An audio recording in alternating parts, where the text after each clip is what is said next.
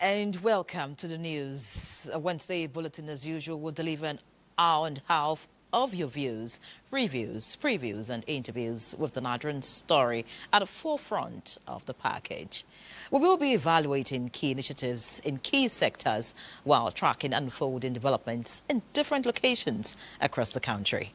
Tonight, just terminus market fire. Traders count losses as experts give pointers on fire prevention and control measures needed in commercial hubs. On education, federal government gives licenses to 11 new private universities. The whole idea is to see how we can produce products that will not just build aircraft, but will have certifications from Boeing, Airbus, Gulfstream, Embraer, and so on and so forth. On infrastructural development, we have updates on some key roads and engine challenges and the efforts to surmount the hills and valleys on the way to development. Plus, the hope for a black pope, correspondent on what to expect from the conclave next week. We'll also give you the latest in the world of business with Benny Adams as the federal government reaffirms its commitment to the nation's sustainable economic growth. While in sports, Badia Deleye has a preview of the African Under-20 Championship in Egypt. It's an eclectic ensemble, but don't take my word for it. After all, the proof of the pudding is in the eating. I'm Yan Ray John, and this is News Extra. Welcome.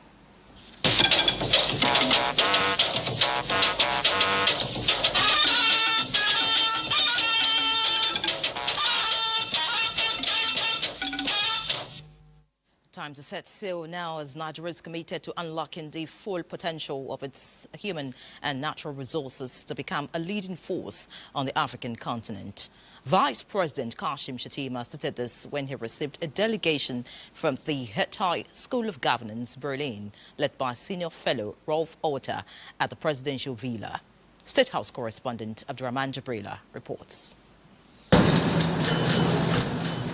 Nigeria is actively seeking expertise from the global best institutions to enhance policy formulation and implementation, particularly in human capital development. This meeting is another avenue to transform lives of Nigerians, as Vice President Kashim Shettima describes the German Institute as a valuable partner in the journey. And no matter how well a policy or plan is developed, the detail is in the implementation. How good are we at implementing those policies? And I want to assure you that the current crop of leadership in Nigeria under President Bola Ahmed Tinubu is ready, willing to unleash the full potentials of the Nigerian nation on the African continent. So I wish to implore on you to really have a very warm, robust partnership with the government and people of Nigeria. Reiterating the government's priority in upskilling Nigerians, Vice President Kashim Shettima said skills are at the center in achieving the Human Capital Development 2.0 program. Strategy is there. It's there for the states to cascade, and there is need to now support all the implementers, not only the states, the MDAs, the actors, with capacity building. One of the other things that has been identified is the coordinated collaboration. The delegation congratulated the Tinubu administration for the successful launch and implementation of the Human Capital Development Strategy, describing it as ambitious and targeted towards the improvement of the lives of the citizens. We will look at entrepreneurship. Entrepreneurship means jobs, means employment, means income, and it means that everyone benefits from improvements in the way that the strategy will be implemented as fast as possible. The German delegation promised to work closely with authorities in Nigeria across different levels to deliver programs that are specifically designed to address the unique needs of the country. From the State House, Abraham Jibrila, NTA News. And away from the State House, the Senate is investigating the planned divestment at Lafarge Cement worth 83.81% between two foreign investors to ensure that due process is followed. The Senate Committee on Capital Market interacted with key government institutions on their roles in the acquisition. National Assembly correspondent Lami Ali reports. We are not trying to undermine foreign investors' interest in Nigeria. That's not what we're doing. We're saying that things has to be done properly. Our interest here should be that 83.81% holding of foreigners in Lafarge. If they want to divest it, there's nobody stopping them from divesting what they have.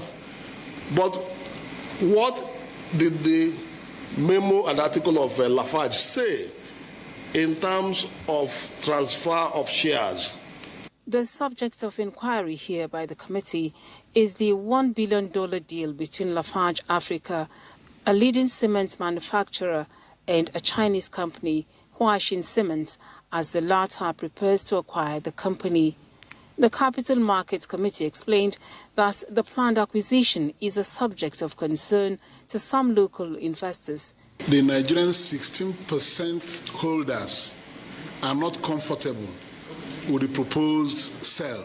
You said it's a transaction between two corporate entities out there.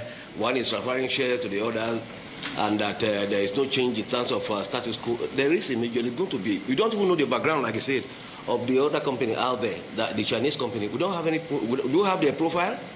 The Securities and Exchange Commission, as well as the Bureau for Public Enterprises, made submissions before the committee on the proposal. For BP, we are very careful in terms of our interaction and the level of interference that we have. We are trying to ensure that while trying to attract foreign direct investment as government, that we don't send the wrong message. This shareholding has never been held by Nigerians. It has been held by foreign companies. And so what this transaction before us is doing is that it's a different international entity that is transferring to another international entity. And our law does not allow us to descend into the arena of who acquires what. What they do at FCCPC is to look at the antitrust issue, but that transaction is supposed to still come to look at fairness to shareholders, in this case, especially the minority shareholders. And then again, we have clear provision for block divestment or acquisition, as the case may be. The committee is engaged the management of Lafarge Cement as it also inquires from the Corporate Affairs Commission details of articles of incorporation of the company. From the National Assembly, Lami Ali, NTA News.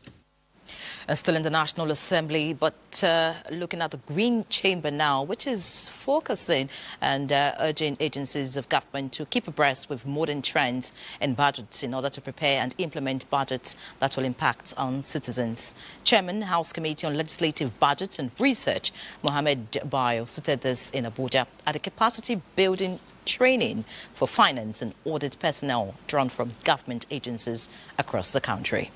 National Assembly correspondent Mitari Igben feeds us. This training seeks to close knowledge gaps in budgeting and budget processes in government ministries, departments and agencies. Some of the gaps have been identified by lawmakers in the course of budget defense and oversight visits to agencies. The sessions range from introduction to modern tools and techniques for preparing reliable budgets to discussions on the social implications of poor budget decisions on the masses. The overriding objective is to equip those responsible for budgeting with best practices that will guide their decisions. It's sad to allocate money for a particular project that will impact positively in the lives of our citizens. Then you see that the money is being diverted to certain things that are insignificant. That is why we have decided that, okay, let us assume most of these people don't know what they are doing. Let us orientate them. Let us give them adequate orientation. Budget is actually data-driven. And that is why that the budget officers must be people who have cognate experiences and ability, knowledge about data analytics and the data mining. Because a lot of MDAs and organizations has issue with this budget planning and implementation. And it's a very good initiative. I think I've learned more on transparency on the budget. We are going to apply the knowledge we've gained now as a tool to producing more efficient and impactful budgets. Trainers expect that trainees at this capacity building will be leveraging on insights and expertise gained to improve budgeting and budgetary processes at various ministries, departments, and agencies of government going forward. From the National Assembly, Mitaire Ikben, NTA News. Elsewhere, shareholders of the Development Bank of Nigeria have approved the acquisition of 25% equity in the proposed Nigerian Youth Entrepreneurship Investment Bank with a $2.5 million subscription to support youth entrepreneurship and economic growth. The bank also declared a dividend of 58 naira 35 kobo per share for the 2024 financial year. These were highlights of the 8th annual general meeting held in Abuja. Muplang Dakok has all the details.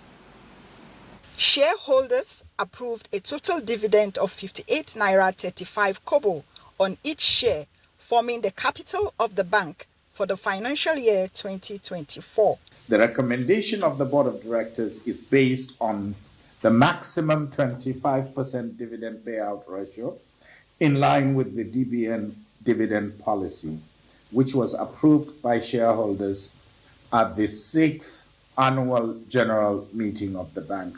They also ratified the reappointment of Mr. Kyari Abubakar as independent non-executive director and Mrs. Ijoma Ozolumba as executive director for another 4-year term in line with the bank's articles of association. Managing Director Tony Okpanachi said the proposed youth bank expected to launch by the end of this year is a collaborative effort to boost access to finance for young entrepreneurs. It's going to be an investment vehicle that we're going to be used to be able to provide equity investment in youth-owned businesses. So don't confuse it with a typical bank as the case may be. Working with African Development Bank, we are going to provide additional funding through debt. We're going to provide that platform to invest in youth-owned businesses and improve, encourage entrepreneurship in Nigeria. Other resolutions included the reappointment of 3 directors, approval for directors to fix external auditors' fees, and a revised remuneration structure for non-executive directors. In Abuja, Muplang Dakok, NTA News. Let's have more business news now with Benny Adams as our guide. Benny.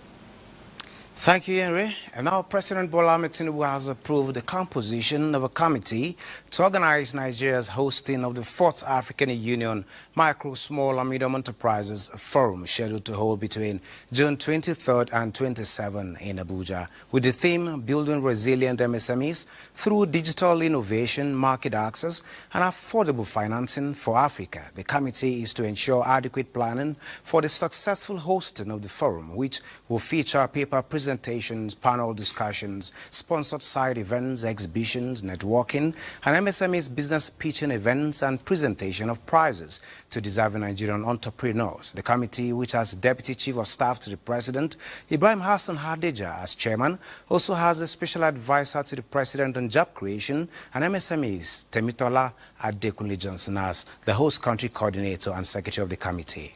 SMEs, well over, close to about 6,000 SMEs from all African countries, and about 145 different partners all over the world coming to Nigeria to sort of explore how to help SMEs within the country and the continent in general. Now, it's big news for Nigeria's real estate industry as the Ministry of Finance Incorporated, that is MOFI, signing a memorandum of understanding with Shelter Afrique Development Bank to strengthen the country's housing sector through the MOFI Real Estate Investment Fund. Nekaoko reports that the partnership, which builds on funds' proven success following 2 fully subscribed funding rounds, aims to enhance structured financing, capital mobilization, and risk sharing for housing and urban development projects. This MOU symbolizes an incredible partnership that allows developers in Nigeria to have access to financing at scale that they've not had before, and they've been having challenges to raise that. Because government alone cannot achieve it. The crisis is large and it's increasing by the day, right? With the urban flows and urbanization across the continent. So this is why this structure is very much important. And still talking investment, the Minister of Trade and Investment, Dr. Jumoke Oduole, says the ministry is targeting to facilitate $6 billion in foreign investment into Nigeria's productive economy in 2025. Speaking at the closing gong ceremony at Nigerian Exchange in her honor, Oduole revealed that the financial targets, the strategic vision of $6 billion target, $3 billion is projected to come from foreign direct investment into key sectors such as infrastructure, manufacturing, agribusiness, technology, and renewable energy, while another $3 billion will be mobilized through foreign portfolio investment by leveraging innovative financial instruments like green bonds, diaspora-linked securities, and SMEs-focused platforms. She says that will be achieved in partnership with the Nigerian Exchange Group. Now, still talking markets, on the global market, talking about Nigerian Exchange, closed on the negative note today with the all-share index depreciating to 105,800.85 basis points. A total of 17,519 deals were executed during the session, with investors trading 392.99 million units of shares, valued at over 12.75 billion naira. Meanwhile, the market capitalization, listed equities stood strong, approximately 66.5 trillion naira, indicating the depth and resilience of the market. That is it on the market update today. Thanks, Benny, for the update. We head to Plateau State now, where the government is assuring traders affected by the late Tuesday night fire at Jos Terminal's main market of its support in mitigating the effects of the incident. The State Commissioner for Information and Communication, Joyce Loya Ramnap, stated this in Jos after inspecting the level of damage. The young Adiyaba Gyang reports. Reacting to the fire incident that led to the destruction of properties worth millions of naira, the Plateau State government expressed deep sadness and sympathy over the incident, describing it as a devastating blow to the state's economy and share in the grief of those that suffer losses.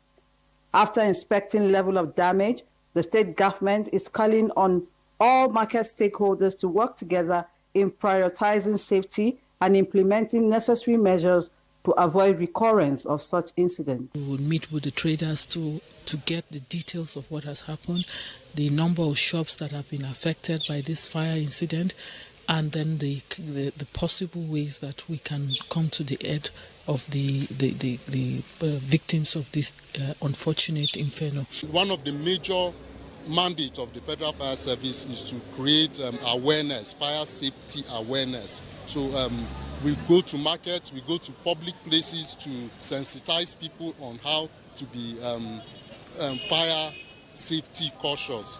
The fire incident is the third since 2002, when fire destroyed the Jos main market, adjudged to be the largest in West Africa. Since then, efforts to rebuild the market has not been successful in Jos. Indenyan and Abuja, NTA News. We hope to get in the course of this bulletin to get more updates as regards the fire incident there. Now, looking at other stories, ongoing transformation of Nigeria's public procurement system has received a boost with the launch of the Nigeria Procurement Certification Program to sustain transparency and accountability in line with President Bola Tinubu's renewed hope agenda that is focused on purposeful leadership.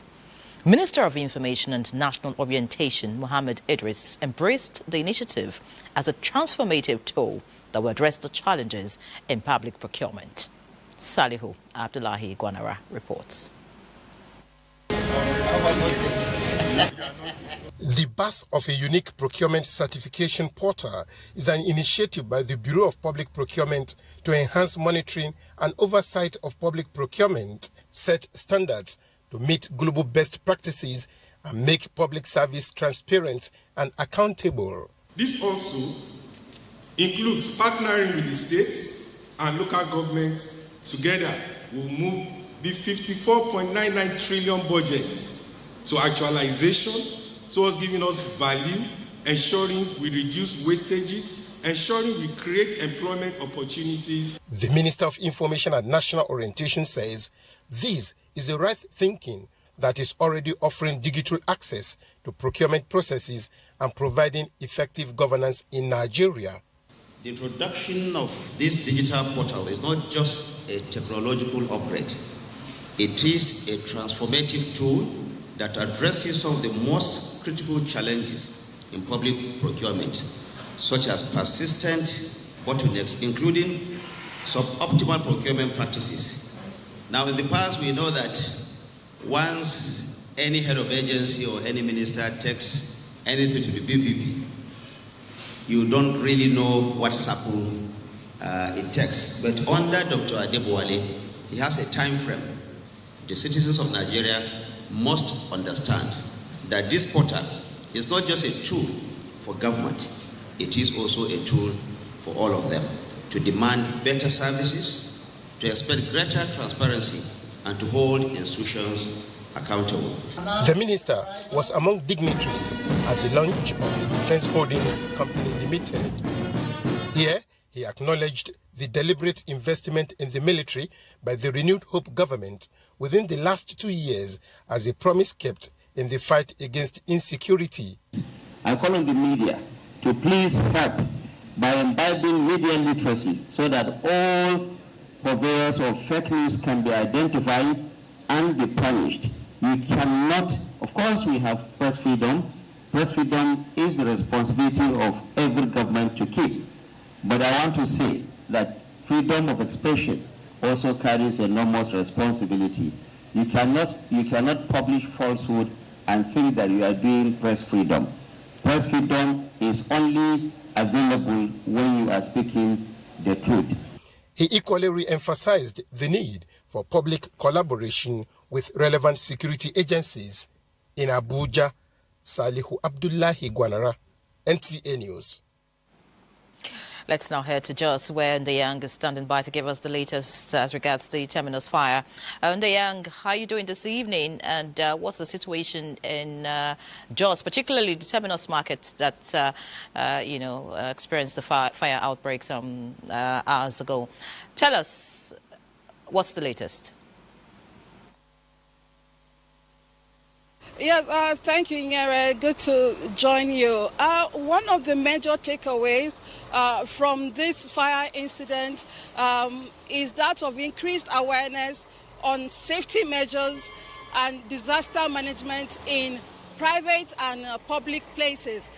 This is to ensure that in the event of any fire incident, people do not incur huge losses such as we had today at the Jos Terminus main market.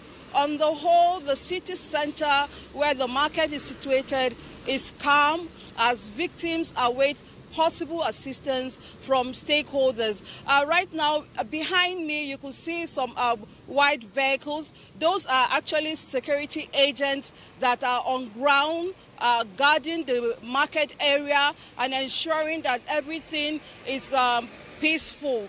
And they are also diverting traffic from the main Murtala Mohammed Way where the market is. So everything is calm. But meanwhile, the Plateau State Police Command has launched an investigation into the incident to ascertain the cause of the fire outbreak, and the value of the property destroyed. Nyere? Young, but just before I let you go, did you speak with some of the traders who lost property in the fire outbreak? What's their state at the moment? Do they feel there's hope?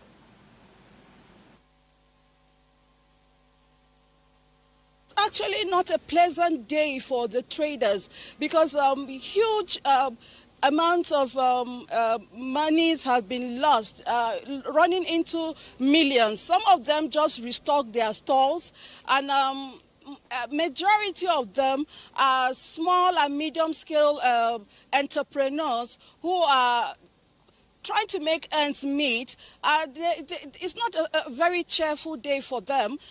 They are keeping calm and hopeful that succor will come their way soon. All right, that's a good way to end the conversation. Many thanks, Ndayang. Keep your eyes and your ears on the matter and let us know when you have new developments. Thank you very much. All right, now looking at other stories, President Bola Tinubu congratulates Aliko Dangote, the president of Dangote Group, on his appointment to the World Bank's Private Sector Investment Lab, a body tasked with promoting investment and job creation in emerging economies. The president describes the appointment as apt, given Dangote's rich private sector experience. President Tinubu urges Dangote to bring to bear on the World Bank appointment his transformative ideas and initiatives to impact the emerging markets across the world fully. Now, the federal government has declared Thursday, May 1, 2025, a public holiday to mark this year's Workers' Day celebration. Minister of Interior Olubunmi Tunji-Ojo, who made the announcement in a statement, praised Nigerian workers for their diligence and sacrifice, describing their efforts as the bedrock of national greatness.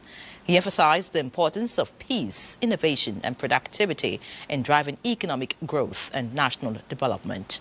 The minister reaffirmed the government's commitment to the security of lives and property, urging citizens to keep hope alive under President Bola Tinubu's renewed hope agenda.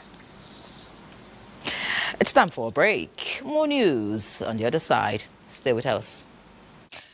Many thanks for remaining with us. As the Catholic Church mourns the passing of Pope Francis, preparations intensify for the conclave scheduled to begin on May 7, where cardinals from around the world will gather to elect his successor. Amid a time of reflection and transition, speculation grows over who among the eligible cardinals might emerge as the next pope. Ekene Ndulwe has details.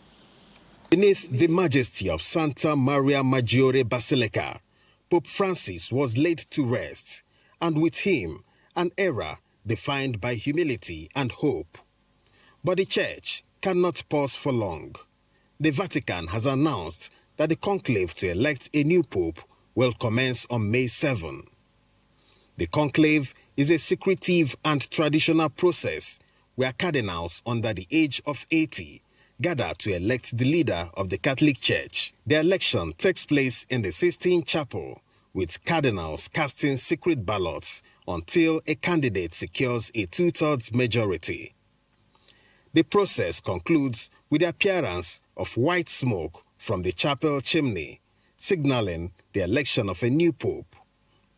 Approximately 135 cardinal electors from 71 countries are eligible to participate in the upcoming conclave. Among them, from Nigeria, is Peter Ebere Opaleke, the Bishop of Ekulobia in Anambra State, Nigeria. Opaleke is one of the 21 new cardinals named by Pope Francis in August 2022. The cardinals are expected to convene at the Domus Santa Marta, a residence within Vatican City, where they will be sequestered from the outside world during the conclave. The election process is expected to last several days, with 4 voting sessions held daily until a new pope is elected. Speculations are rising regarding the direction the Catholic Church may take.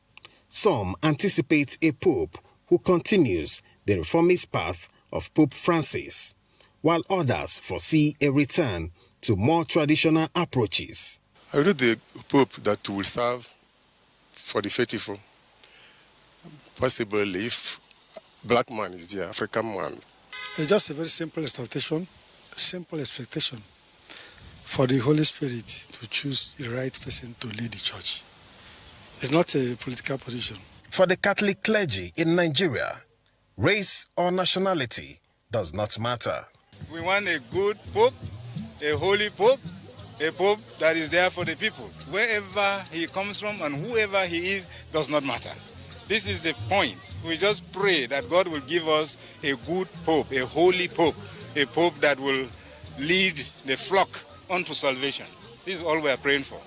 As preparations intensify for the historic conclave set for May 7 in the Vatican City, the eyes of over 1 billion Catholics, including millions here in Nigeria, remain fixed on Rome. It is also worthy to note that the month of May is dedicated to the Blessed Virgin Mary by the Catholic Church, and it is the prayer of the faithful that Mother Mary intercedes in the selection process. In Abuja, Ekene Ndulwe, NTA News. Many thanks, Kene, for that report. And now joining us in the studio is the Director of Communications, Catholic Archdiocese of Abuja. He's also a Vatican expert, having worked at the Vatican Radio for 12 years. Many thanks for joining us, Reverend Father. Thank you.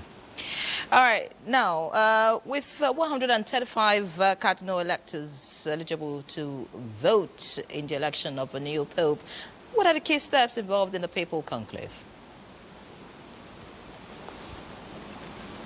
Reverend Father?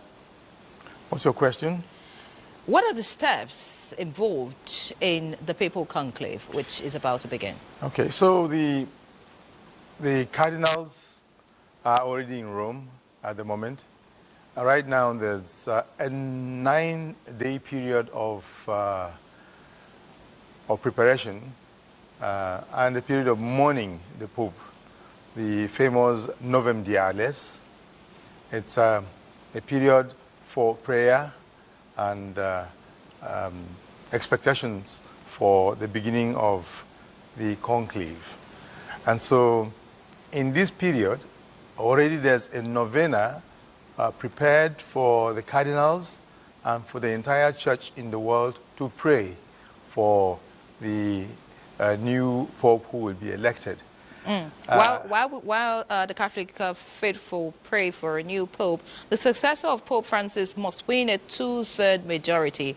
Tell us about it. Yes. So in order to have a process that will be sustainable and to allow for stability in the church, the law says that the cardinals have to elect a pope based on a 2/3 majority. And this is done through a whole process. It could be done in 2 or 3 days. It could go on for about a week. But the first day, there's only 1 ballot. On the second day, there will be 4 ballots.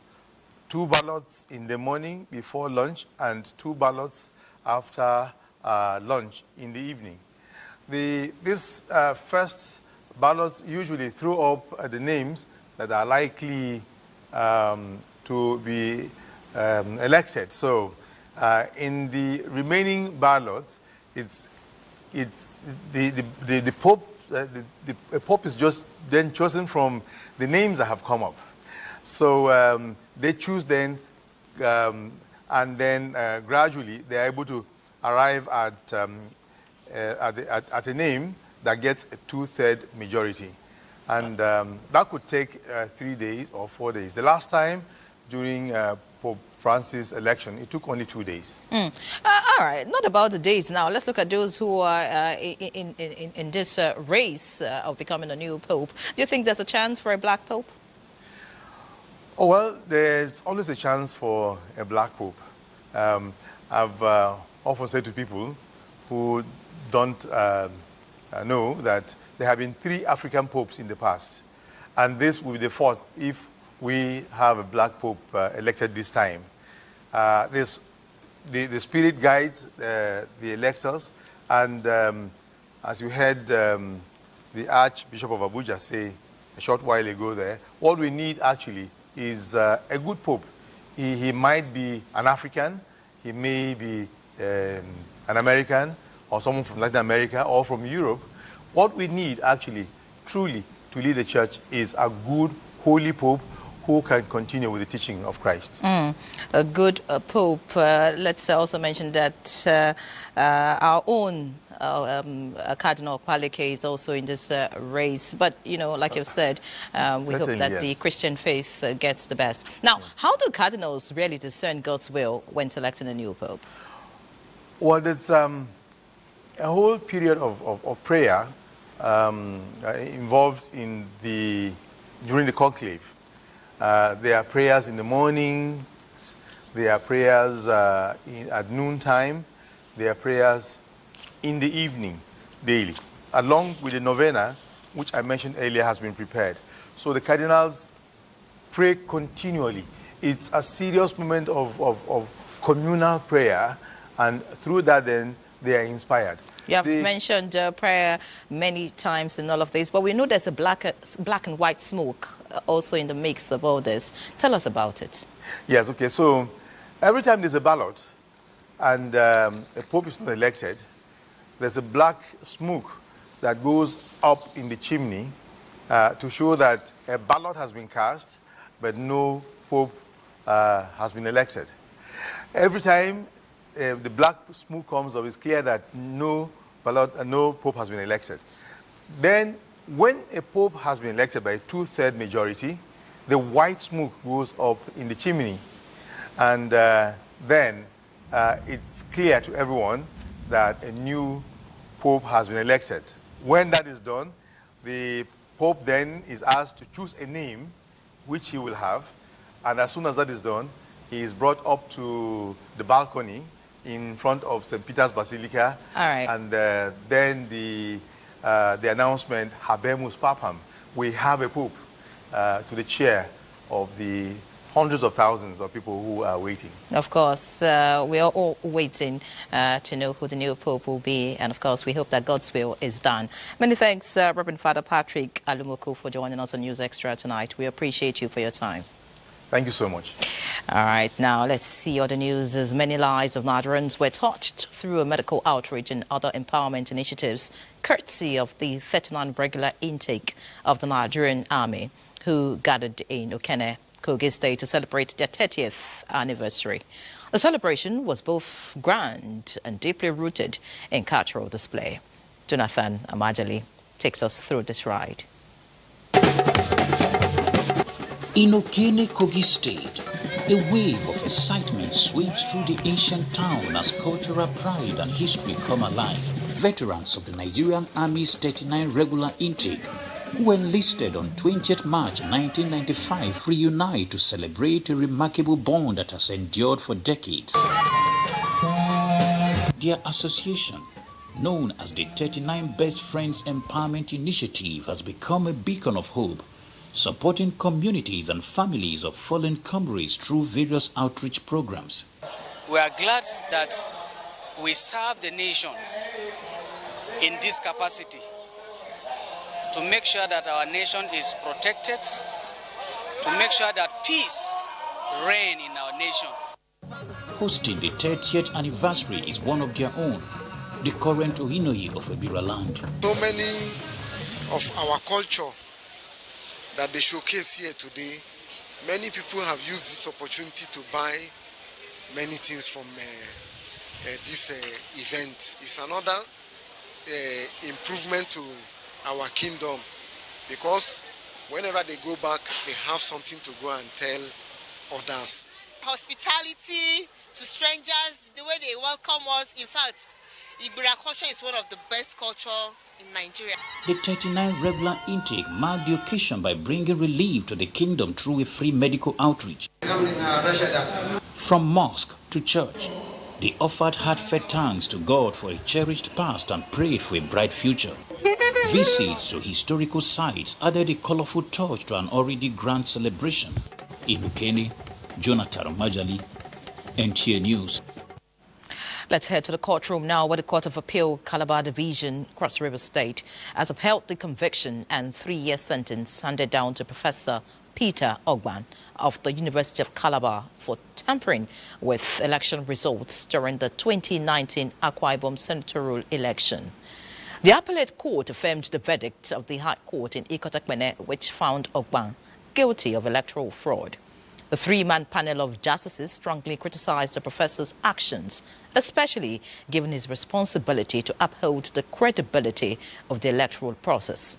Professor Ogban, a soil physics expert, served as a returning officer in the controversial senatorial election. Following investigations by the Independent National Electoral Commission, INEC, he was found to have deliberately manipulated figures to increase votes of a particular candidate at the expense of his opponent. The case is part of a broader push by INEC to make electoral offenders accountable. Elsewhere, in a move to improve education and healthcare delivery in Nigeria, the federal government has announced a 100 billion naira investment towards enhancing the study of medicine, dentistry, pharmacy and nursing in 18 universities across the country. Details of that report will come in our subsequent bulletins. Meanwhile, 2 universities stood out as the federal government presented provisional licenses to 11 newly approved private universities. The Tony Iradia University of Mass Communication and the Isaac Balami University of Aeronautics and Management as stakeholders laud the federal government's commitment to producing industry-specific graduates. Zenret Dingmon reports.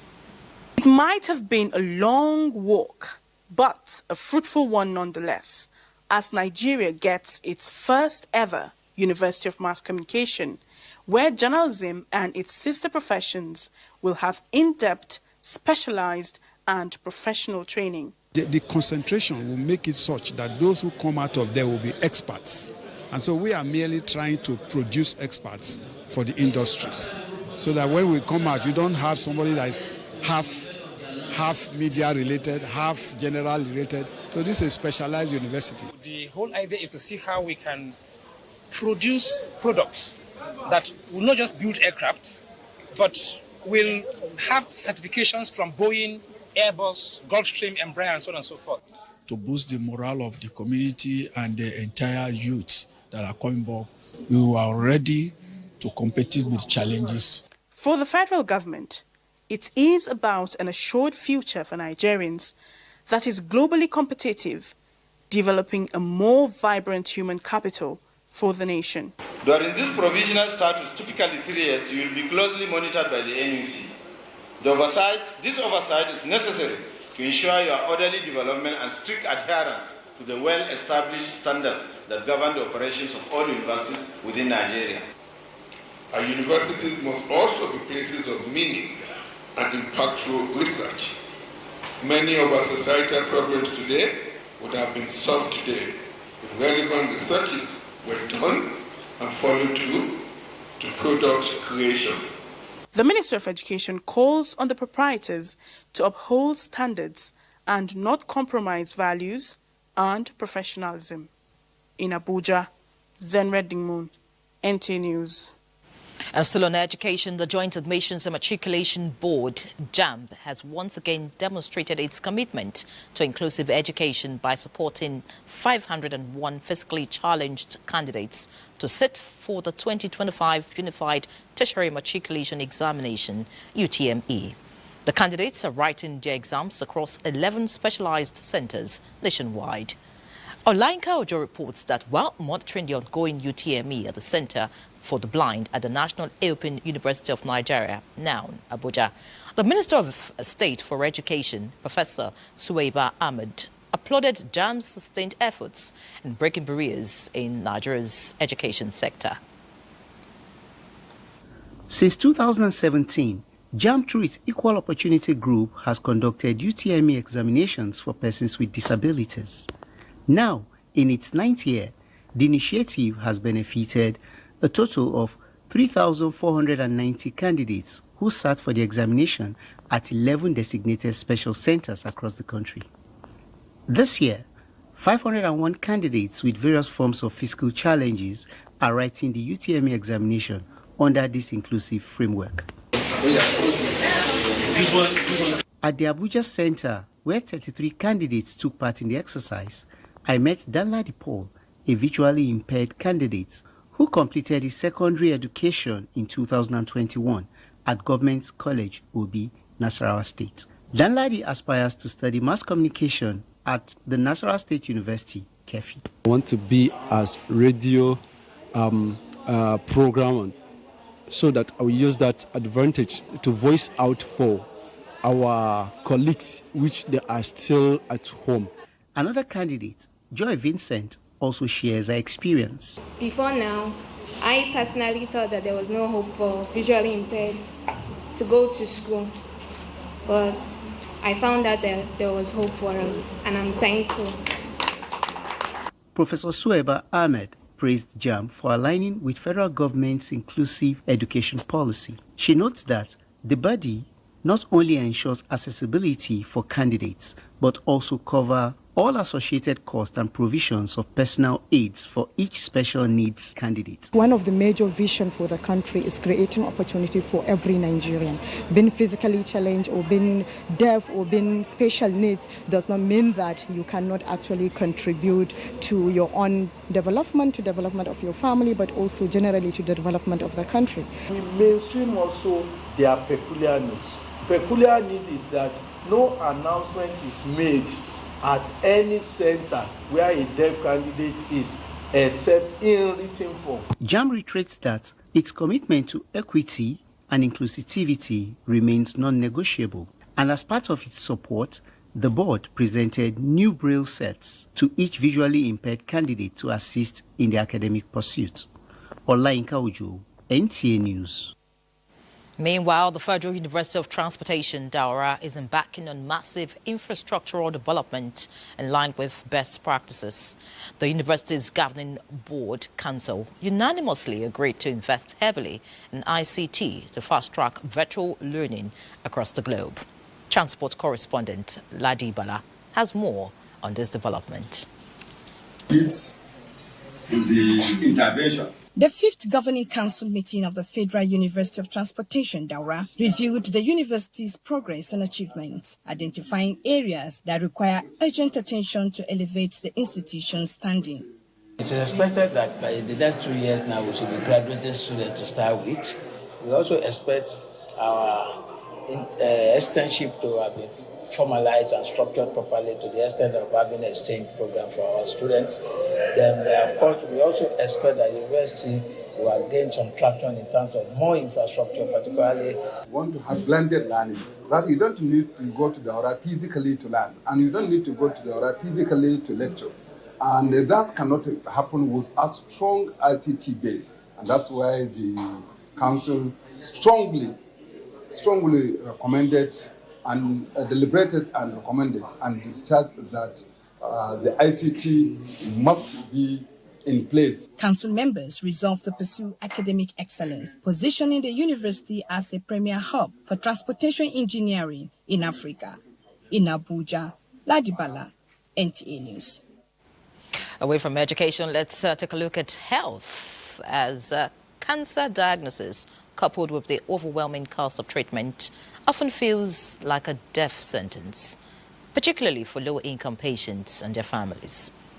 The financial burden of out-of-pocket expenses for essential cancer care can devastate entire households, leaving them struggling long after the diagnosis. Oluseyi Adiagbo in this Solution Journalism feature explores the bottlenecks cancer victims face and the ray of hope for sufferers of this deadly disease, courtesy of the federal government. Discovered she had breast cancer. It's about 6 months since Ibrahim Olabanji and his siblings lost their mother to breast cancer. It was really challenging because we needed funds to actually push our treatment, which was way beyond our power, because we were looking at over 13 million naira. So we resorted to, traditional medicine. We lost on the 28th of November 2024. Cancer treatments in Nigeria is capital intensive. chemotherapy session, a critical part of cancer care, ranges from 600,000 naira to 1.5 million naira. The story of Ibrahim's family reflects what many Nigerians are going through in search for a relief and in nurturing hope to live another day. In response to this reality of financial despondency, the Nigerian government has introduced the Cancer Health Fund (CHF). The program, which was solely managed by the Federal Ministry of Health till 2017, was reformed to include multi-sectoral response to cancer, with the establishment of the National Institute for Cancer Research and Treatment, NICRADS. At the point of transfer of the implementation to the Institute, over 720 Nigerians benefited from the program. Well, from the time the program is transferred to the Institute so far, we have attended to over 294 Nigerians with cancer. The doctor told me they wrote my prescription and I'll be spending over 1 million. I shocked. Miriam Salami, mother of two, started a long walk to breast cancer treatment when she saw a lump in her breast in 2022, while Mary Oyinloye began hers in 2018. My type of cancer is triple positive. So there's this particular injection that I take for 400 and something naira. So you can imagine that amount every 3 weeks. But by the time the CHF came in, I was paying 495,000 for one Herceptin. To be sincere, if that CHF was not available that time, I would have given up on the drugs. It was when the Solades got to 145,000 naira that I got my CHF. It really come of help when there was nothing. The CHF program at the moment responds to 3 major types of cancers: breast cancer, cervical and prostate cancer. This limitation leaves patients of other forms of cancer in the cold. With over 1,000 beneficiaries in the scheme and the large number of those on the waiting list, the CHF initiative may just seem like a drop in the ocean. While I appreciate it being there at first, while I am also thankful to God, because as an advocate I see people it has helped. And again, I use at every medium to either spark for action so that one, it will be increased. We've gotten the mandate to really expand the National Cancer Health Fund. So at the Institute, we've set up a technical committee that reviewed the operational model of the National Cancer Health Fund, and the plan is to expand it to virtually all the centers that treat cancer in the country. The alarm bell rings very loudly with a rhythm that screams underfunding. A proactive public-private partnership may just be the key. Indeed, the National Institute for Cancer Research and Treatment, NICRADS, with collaborative efforts and more support from organized private sector, could perhaps prevent others from suffering the same fate like Ibrahim's mother. In Abuja, Olusheye Adiagbo, NTA News. Many thanks, Olusheye, for that report. Now time for another break, please. Glad to have you back. Jigawa State Governor Umar Namadi has been recognized as Nigeria's most pensioner-friendly leader. The National Union of Pensioners presented the award commending his administration's dedication to improving the welfare of retired civil servants. Mohammed Musa Askira reports. Governor Umar Namadi has been named the most pensioners-friendly governor in the country by the National Union of Pensioners. The honor was conferred during the union's National Congress held in Abuja.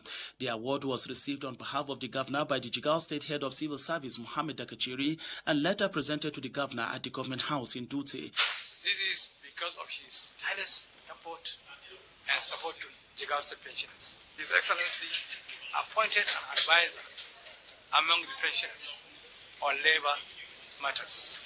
This, the pensioners in Jigawa State looks unique. In order to ensure sustainability, we have initiated a review of the law so as to address the manufacturing aspect of the law, and that will ensure sustainability. We have also ensured that there is a great serious stakeholders engagement, public hearing, to involve all the stakeholders to ensure that what we are coming up with will definitely be in the interest of the people of Jigawa State.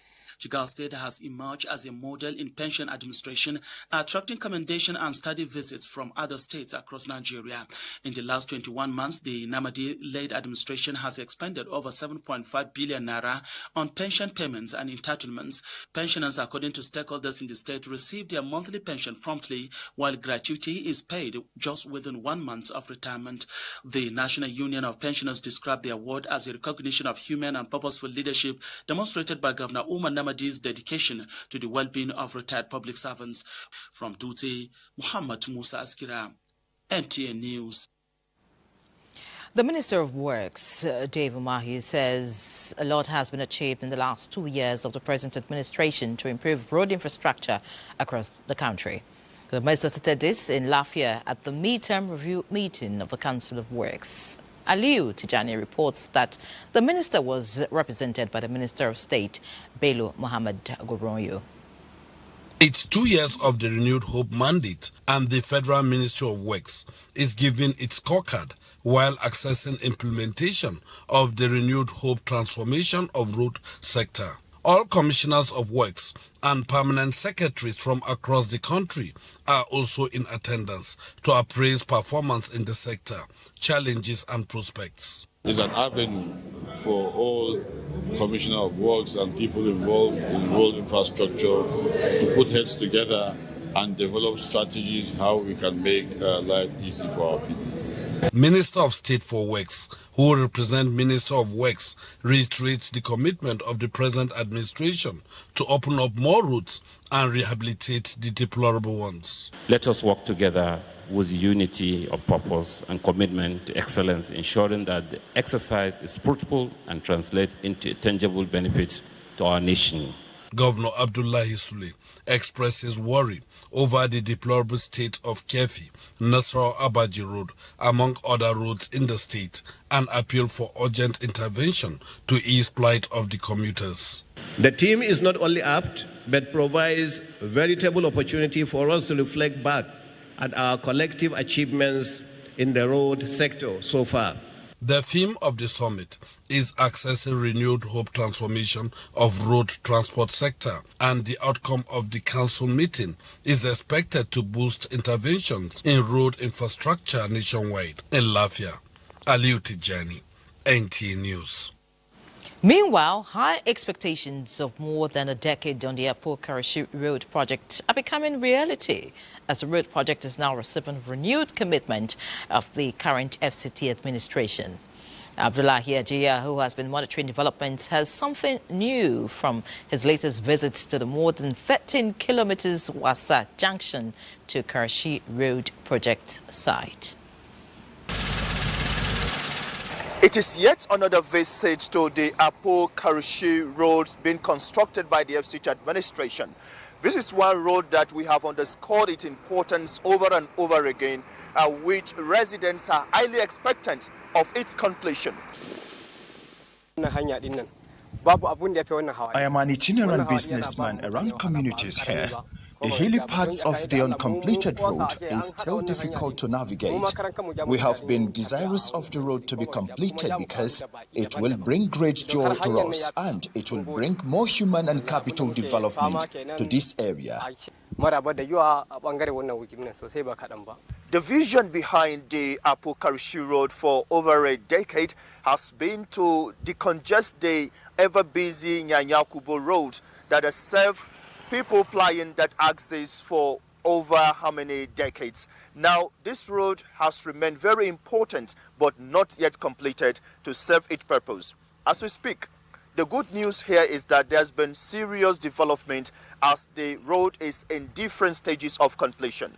We learned about 10 kilometers of the road has been completed and asphalted, while some kilometers has been on stone base. And the last part of it, where we currently are, is the earthwork with over 1 kilometer remaining to be completed.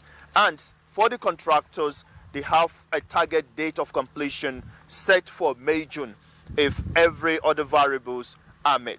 This project, awarded in 2011, has suffered several delays for technical and financial reasons, which have been put behind, and a glimmer of hope in sight for all parties. Well, this latest visit reveals to us, obviously, that the commitment over a period of time has seen to what we are all saying here.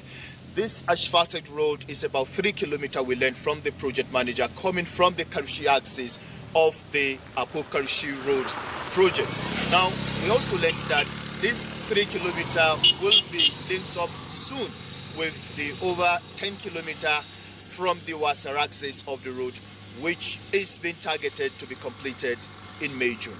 Abdullahi Hajia, NTA News. Many thanks, Abdullahi. Great work by the FCT Minister there. Now, the federal government has initiated moves to resolve administrative bottlenecks hindering private sector investment for major highway development in the country. This is as the government delegation met with concessionaires in Abuja to address concerns and foster collaboration under the Highway Development and Management Initiative, HDMI. Neka Oko reports. Leading the discussion was the Finance Minister and Coordinating Minister of the Economy, Wale Idun, in company of the Minister of Budget and Economic Planning, as well as the Director General of the Infrastructure Concession Regulatory Commission, ICRC. The concessionaires ready to finance the construction, rehabilitation and management of critical highways in the country have hesitated due to unresolved administrative and regulatory challenges. The Honourable Minister for Budget and Economic Planning and myself are meeting with you, concessionaires who have requested a meeting on the back of the fact that the consortium in charge of the Benin-Asaba Highway have had the amended concession agreement signed off by the Honourable Minister for Works to reconstruct and indeed build and expand the current highway, 125 kilometers or so, to up to 10 lanes in parts, and to build it and then toll it and recover their funds from the concession agreement. To support the private sector so that your investors, those who you approach for funding, will have a rest of mind that reforms have been put in place and will stay the course. Issues raised at the meeting were not resolved, as the Minister of Finance rescheduled the meeting for another date when all parties involved would be present, including the Minister of Works. In Abuja, Neka Oko, NTA News. And away from road infrastructure, let's look at power. As the Nigerian Army says the ongoing mass metering of barracks across the country has significantly enhanced power supply and optimizes energy consumption management in barracks. The Chief of Army Staff in the statement acknowledges progress of work in the Phase 1 of the project, which has so far covered installations of meters in Ikeja, Lagos State, Abakpa in Enugu State and Adekunle Fajuyi cantonments, among other barracks in Abuja, as it urges the contractor to expedite work on subsequent phases.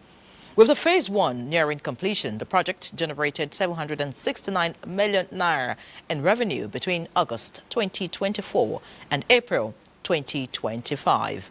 The initiative, inaugurated in 2023 by the Minister of Power, Adebayo Adelabu, reflects broader efforts to resolve power deficits in critical sectors while fostering fiscal discipline through advanced metering solutions.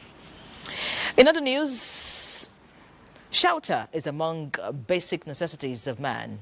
However, this is beyond the reach of many in developing countries, including Nigeria.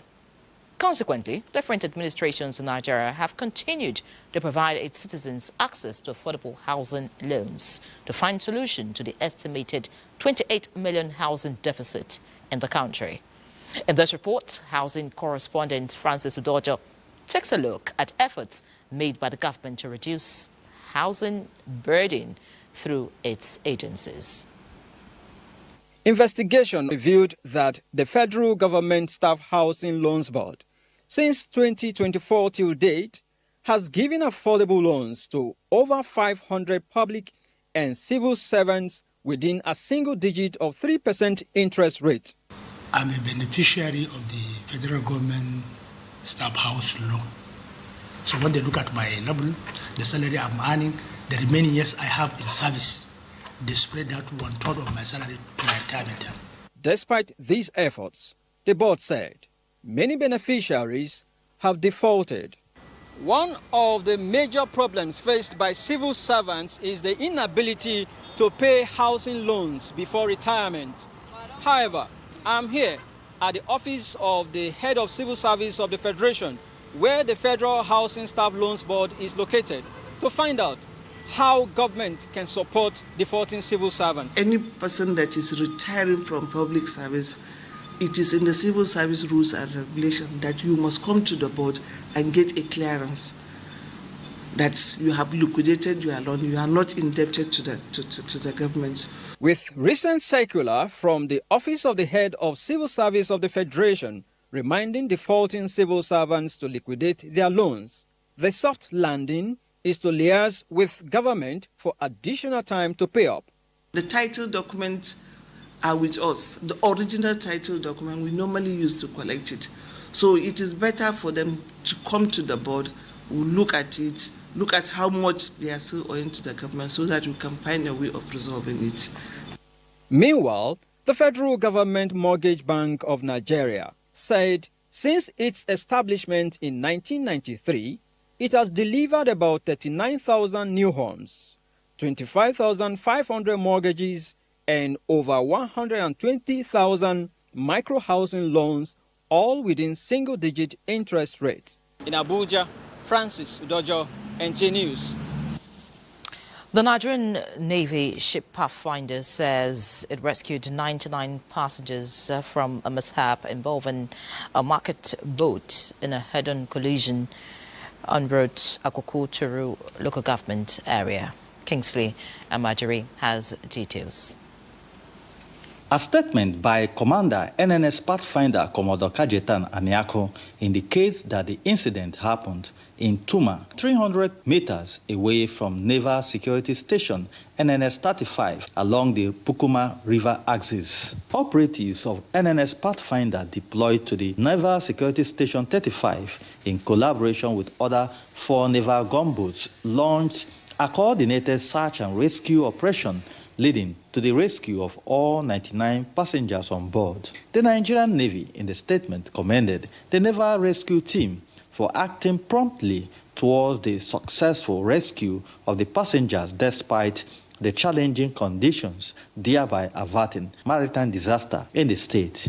The Nigerian Navy notes that under the leadership of the incumbent Chief of Naval Staff, Vice Admiral Emmanuel Ogala, it will continue to ensure the security and safety of mariners within the nation's waterways. In Port Harcourt, Kingsley Amajiri, NTA News. Let's pause here. Please remain tuned. Deep sorrow that the board, management and staff of the Central Bank of Nigeria, CBN, announced the passing of Chief Pascal Gabriel Doze, OON, which occurred on Tuesday, April 8, 2025. Chief Pascal Doze served as a member of the Board of Directors of the Central Bank of Nigeria from February 19, 1988 to April 25, 1991. The burial arrangements are as follows. Service of songs, Thursday, May 1, 2025. Landmark Event Center, Owerri, Imo State. Time 5 p.m. Funeral Mass, Friday, May 2nd, 2025. Maria Assumption Cathedral, Owerri, Imo State. Time 11 a.m. Private interment ceremony immediately after the funeral service on Friday, May 2nd, 2025. Private funeral reception Friday, May 2nd, 2025 at the residence of Chief Pascal Doze. Thanksgiving Mass Sunday, May 4th, 2025. SS Philip and James Catholic Church, Owerri, Imo State. Time 9:15 a.m. Chief Pascal Gabriel Doze is survived by his wife and children. Announcer, Central Bank of Nigeria. The first triennial meeting of the Nigerian Interreligious Council this Wednesday opened in Owerri, the Imo State capital. Discussions held under the theme Building Mutual Trust for National Unity. Secretary to the Government of the Federation, George Akome, represented President Bola Tinubu with the Sultan of Sokoto, Alhaji Sa'ad Abubakar III. President of the Christian Association of Nigeria, Archbishop Daniel Oko, and the Governor of Imo State, Hope Uzodinma, were in attendance. The meeting brought together religious and community leaders, policymakers, and major stakeholders. Details will come to you in our subsequent bulletins. Now time for sports news, and Badia Deleye is right here. Many thanks, Yeri. Let's let you know that the story is changing for Nigeria swimmers who are breaking new records in swimming on the continent. And of course, Nigeria's Adama Abdul-Jabbar demonstrated that earlier this evening by breaking his own African record in 50 meters butterfly in 28.89 seconds to clinch the first gold medal for Nigeria at the ongoing African Swimming Championship in Egypt. Ty Pearson of South Africa finished second, while Mohamed Salem settled for bronze in 28.07 seconds. Now, basking from their impressive performance at the just concluded African Weightlifting Championship in Mauritius, where Team Nigeria finished with 18 medals, including 13 gold, 4 silver and 1 bronze. The Nigeria Weightlifting Federation is set for the upcoming National Sports Festival in Ogun State. The Federation's president, Abdul Ibrahim, in an exclusive with NTA Sports, says the athletes are motivated and poised to deliver impressive performances across various weightlifting categories in preparation for the upcoming international engagements. We have some of the latest equipments that will be deployed for the festival. Not only that we have the equipment, we also have very good hands in terms of referees. We have referees who are category 1. We have referees who were juries in the last Olympics, and they will all come to the festival, bring their experience back home. This is our own Olympics. This is our own Olympics, and so. Let's talk football now as Nigeria's Flying Eagles engaged the junior Carthage Eagles of Tunisia on Thursday in Egypt in their opening game of the 2025 Africa Under-20 Cup of Nations. Football fans are encouraging the team to go for a historic 8th title. The match between the Flying Eagles of Nigeria and junior Carthage Eagles of Tunisia comes up at 4 o'clock in the evening on Thursday. They are very good. I've seen the players they took to Egypt. I've seen them, I've watched them play. Some of them I've played with them. So I believe that they can make us proud. That zeal they used to train, I believe they are going to give us the good. That does it on sports, but let's let you know it was a 3-3 draw between Barcelona and Inter Milan in the UEFA Champions League. It's back to here. Many thanks, Buddy, for the update. Now, the late former Minister of State for Foreign Affairs and one-time member House of Representatives Dubem Onya has been described as a patriotic Nigerian whose exemplary leadership and contribution to national development cannot be forgotten in a hurry. These were some of the comments of notable personalities present at the night of tribute held in his honor in Enugu. Chidi Korafo reports.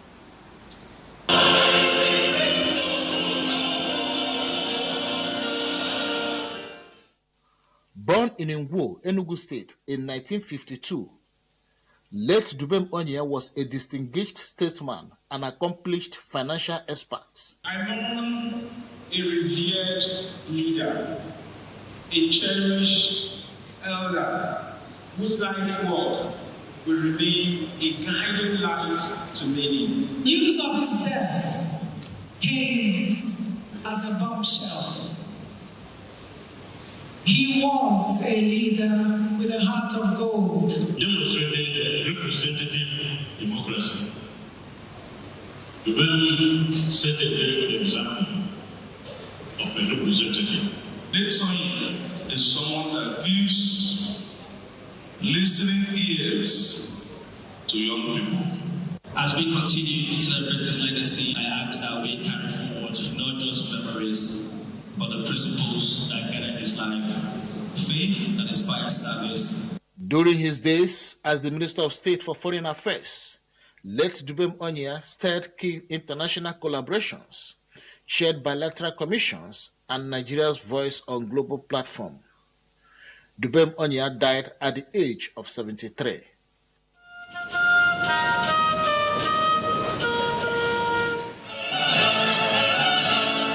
In Enugu, Chidi Okrafo, NTA News.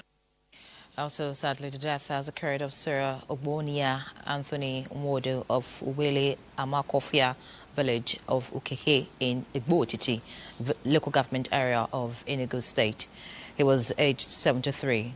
A statement by Kosasochuku Nwodo on behalf of the family indicates that there will be a wake keep and vigil mass on May 1st by 5 p.m. at his Wele Amakofia Ukehe residence on May 2nd. The body lies in state at his residence by 9 o'clock in the morning.